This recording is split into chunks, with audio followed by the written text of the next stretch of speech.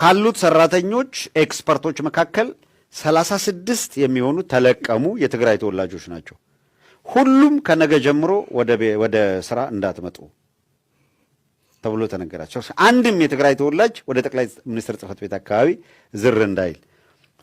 የሚል ትዕዛዝ ተሰጥቷል። ያው ግቢው በቀን 2-3 ባነፍናፊ ውሻ ይፈተሻል ነግረናችኋል። አሁን 36ቱም ወደ ቤተ መንግስት እንዳትመጡ በቃ ትግሬ መሆናቸው ብቻ ተጠርጣሪ ያደርጋቸው ማለት ነው። ግን አጀንዳው አሁንም እየሄደ ነው። በተለይ ደግሞ የአብይ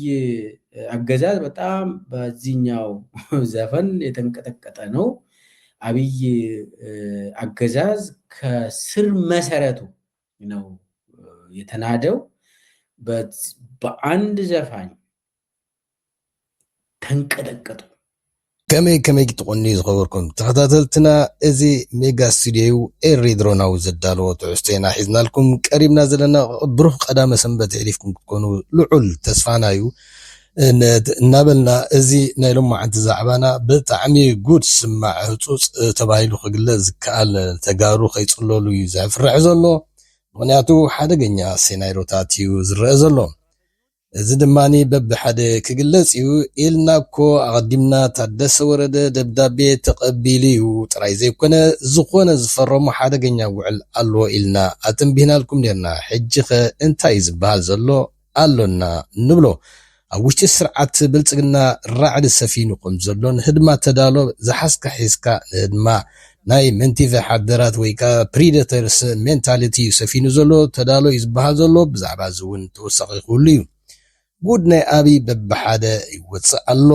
ኤሪድሮናዊ ሒዝና ኣሎና ዘውዓለ ውዕሎ ብናይ ንስሪ ኮለላ ገለመለ ኣራሪሎ መዓት ጉድ እዩ ቋሪፉ ንስኹም እውን ብላይክ ሳብስክራይብ ቀዲምኩም መሕለፉ ኣይፋል እንተይልኩም ግና ንባርካ ወሲሉ ብትዝታ ከይገርፈኩም ኣብኣ ትረኽቧ ብትካዘ ምስ ተገረፍኩም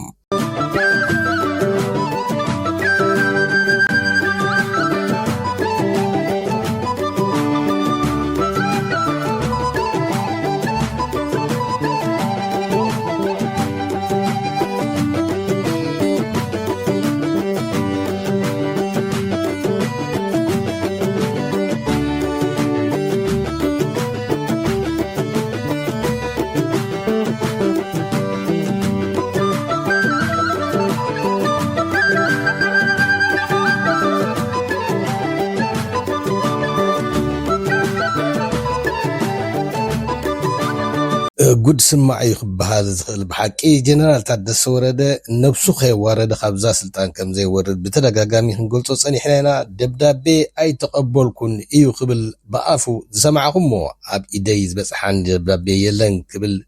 ብመራኸቡ ብዛን ከም ዝገለጸነ እንተኾነ ወልቃይትን ጸለምትን ካብ ትግራይ ወፃኢ ንኻልኦት ከሰጋግር ፈሪሙ መጺኡ ከም ዘሎ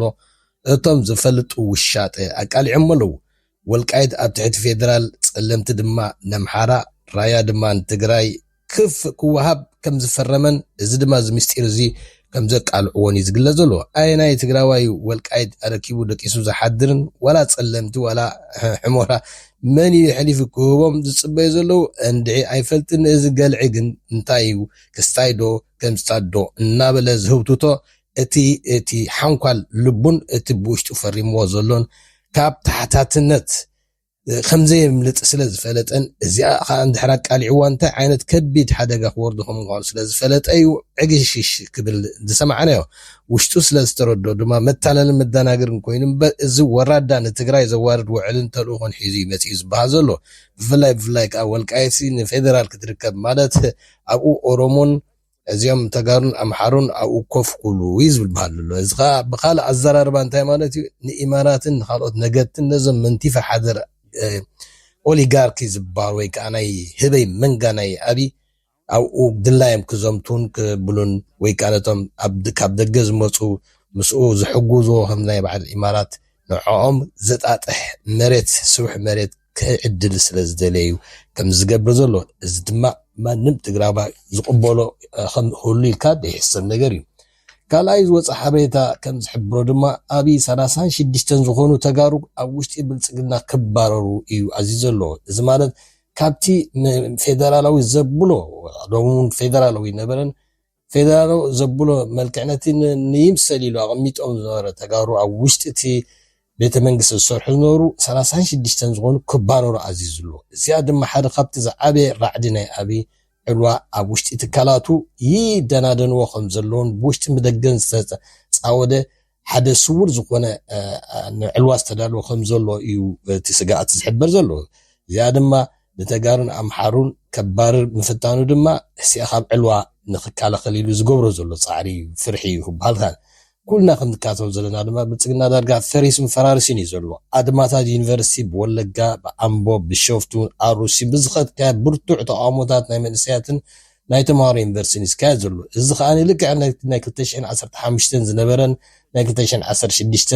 ንስርዓት ህወደግ ንምእላይ ዝካየድ ዝነበረ ብርቱዕ ናይ ህዝቢ ተቃውሞ ኣብዚ ኣዲስ ኣበባ ይርአ ኣሎ ብፍላይ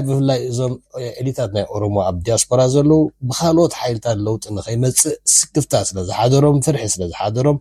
ባዕልና ክንቀይሮ ኣለና ነዚ ስርዓት እዚ ኢሎም ምስቶም ወተሃደራውን ፀጥታውን ትካላት ይተሓበሩ ብምህላዎም ኣብይ ብጣዕሚ ፈሪሑን ርዒዱን እዩ ዘሎ 10 ግዜ ድማኒ ብዛዕባ ኣብ ውሽጡ ክመፅእ ዝኽእል ሳዕቤናት እዩ ዝፈርሕን ዝርዕድን ዘሎ ሓለፍቲ ይቀየር ኣሎ ሕጂ ድማ ናይ ብፍላይተን 18 ፍሉያት ኮማንዶታት ንኣብይ ዝኽበቦ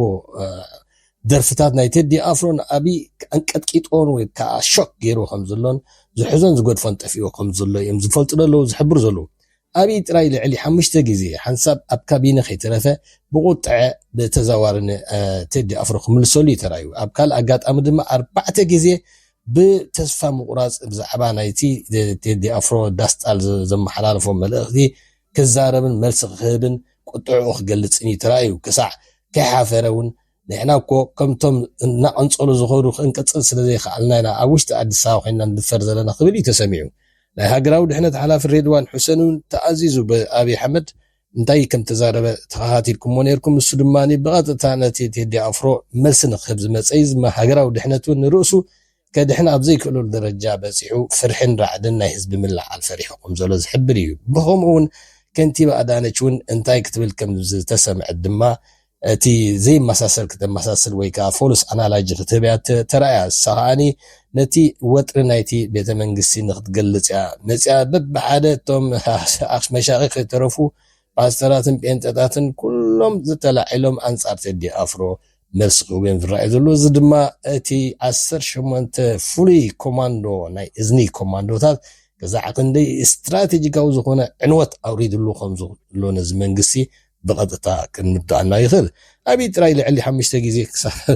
ኣብ ካቢነ ከይተረፈ ብቁጥዕ ክዛረብ ተራእይና ኣለኩም ናይ ሃገራዊ ድሕነት ናይ ሓላፊ ከም ዝድበናዮ ማለት ኣብ ውሽጢ ቤተ መንግስቲ ወተሃደራውን ፀጥታውን ትካላት ከቢድ ፍርሕን ወጥርን ተፈጢሩ ብምህላው ብርክት ዝበሉ ሰበስልጣናት ወይ ሰበሰይጣናት ካብ ባንክታት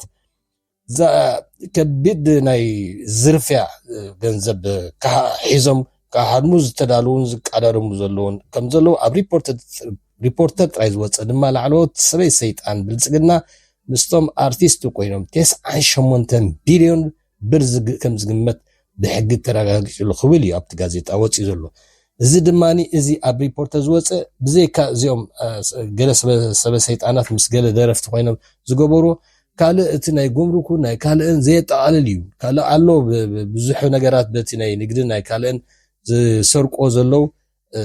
እሱ ኣብ ግምት ከእተወ እዚ 98 ቢልዮን ብር ጥራይ ውሕድ እዩ ዝበሃል ዘሎ ስጋዕ ስለዚ እንታይ ማለት እዩ እቲ ሃገርሲ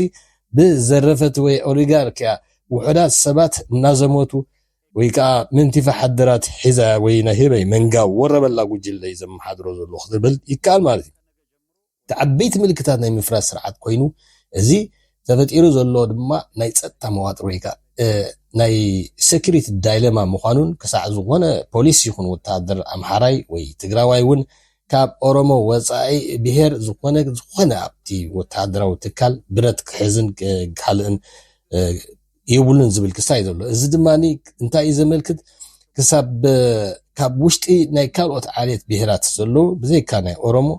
ካብኡ ናብኡ ከማንቲ ናይ ኦሮሞ ከማናይ ከባቢያዊ ኣፈላላይ እናገበረ ብረት ከይሕዙ የባረሮም ኣሎ ማለት እዩ እዚ ከዓኒ እንታይ እዩ ኣካል ናይቲ ዕልዋ ዝፈርሖ ዘሎ ኮይኑ ካብቲ ዕጡቕ ሓይሊ ናቱ تقندي فريحو زلو أبي كاب وتهدراوتن بوليسني فريحو زلو مالتي ويون كامل لشا مالتي ازي كابتي نتم تقارنا محارون يبارو مالو خنو بالكلنا أورا همان أبتنا أورومو همان نتم حلفتي بتعمي قايرو من روتيشن قبرن خابزن نابزن كم ننحدهم coordination ويكا cooperation كم زي هلو جيرو the divide and rule جيرو زمرحم زلو مالتي بعال قرونيال سامورا والنزز نهيبلت سجنا مفر راسن چنقاتن وطرن تردوم يمسل بعقل صبت كاب فرحز تلا على نحوحد كنا شون كزلفون يوم سمعوا زلو نحوحد دي اف ما عقمي كاب علامات اخالفو عقمي يبلوم يزلو عقمون فرحون يزقل زلو مبر من عقم له من يبلون سي كل سب برهيلي زلو قربت كم منغاغو زخرعو صماليا سامورا ودقت ابي فصيمو زيتر مخانو بغاري يريو سلازلو اتخمص زغل من قطقات مدري نمن كشلو قيو نمن كلخاخموي كم من لخاخمو خمزخيد نفس زغوري يمثل بصاي قمسل كم ايلو يستمثل امو ناي سنبتكم نيرو قلقل كنلوكم يلناينا لومي مصينا سناينا عرفتي معلتي حلفكم تكونوا تسفانايو ريدروناوي كاب ميغا ستوديو